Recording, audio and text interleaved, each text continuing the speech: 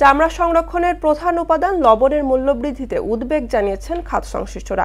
বাজারে অস্থিরতার জন্য সিন্ডিকেটকে দায়ী করে তারা বলছেন, বৃষ্টিতে উৎপাদন ব্যাহত হলেও বস্তা প্রতি দাম 200 টাকা বাড়ার কোনো কারণ নেই।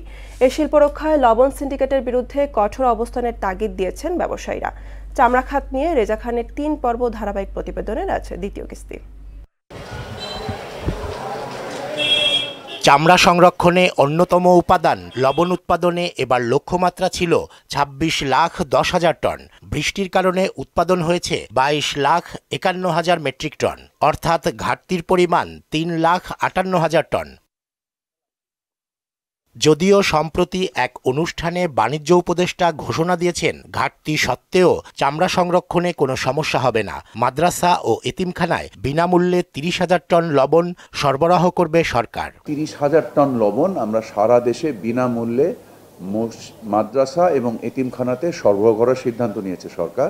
উৎপাদন ঘাটতির খবরে বাজারে ইতোমধ্যেই বেড়েছে লবণের দাম। 74 কেজি ওজনের প্রতি বস্তার দাম 7 থেকে বেড়ে 1000 টাকা ছাড়িয়েছে। ওয়ালটন আবারও মিলিয়নিয়ার অফারে ওয়ালটন ফ্রিজ কিনে আপনিও হয়ে যেতে পারেন মিলিয়নিয়ার। ছিল 1 মাস আগে কত জানেন? 700 টাকা বস্তা ভাই, 1000 টাকা হয়ে গেছে। এক সপ্তাহ ধরে 1000 থেকে 1050 টাকা আমরা কিনতেছি। আরো বাড়তে পারে, এই যে বাড়াটা যেমন না বাড়ে সরকারকে অনুরোধ। উৎসব বা কোনো মৌসুম ঘিরে বাংলাদেশে আবার সক্রিয় হয়ে ওঠে লোভী চক্র। চাহিদার সুযোগে সিন্ডিকেট করে রাতারাতি বাড়িয়ে দেয় সংশ্লিষ্ট পণ্যের দাম। কোরবানির পশুর চামড়া ঘিরে এবারও লবণের বাজারে সেটি হয়েছে। এটা বাংলাদেশের নিয়ম। এটা এখন আপনি কি বলবেন, যে কোনো জিনিস সিজনেবল দাম বেড়ে যায়। এ দেশের রক্তের সিন্ডিকেট জড়িত, যে আসবে তারাই সিন্ডিকেটে জড়িত থাকবে, বা সিন্ডিকেট বন্ধ হবে না। এই দেশে সরকার যতই উদ্যোগ নিক, এ দেশে ফেরেস্তা আসলো এ দেশ মনে করেন দুর্নীতিও দূর হবে না, সিন্ডিকেটও দূর হবে না। এবার বৃষ্টির কারণে লবণ উৎপাদনের লক্ষ্যমাত্রা পূরণ হয়নি। এ সুযোগে চাষিদের বলির পাঠা বানিয়ে মুনাফা লুটে নিচ্ছে অসাধু চক্র। লবণ চাষ করে যারা, ওরা এবং মিল মালিকরা, কিন্তু অ্যাকচুয়ালি লবণ চাষ যারা করে এরা বেনিফিটেড না, এরা লসই করতেছে, তাদের বক্তব্যতে বোঝা গেছে।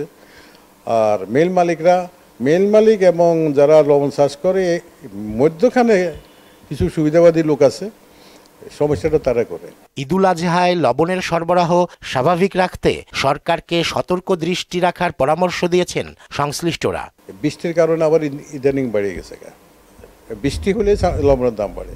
রেজা খান, মোহনা সংবাদ, ঢাকা।